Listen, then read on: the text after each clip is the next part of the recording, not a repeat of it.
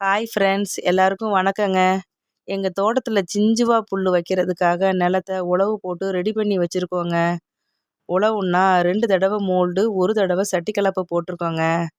ஆடுகள் வளர்கிறதுக்கு ஆடுங்களுக்கு பசுந்தீவனம், உலர் தீவனம், அடர் தீவனம் 3ம் கொடுக்கணுங்க.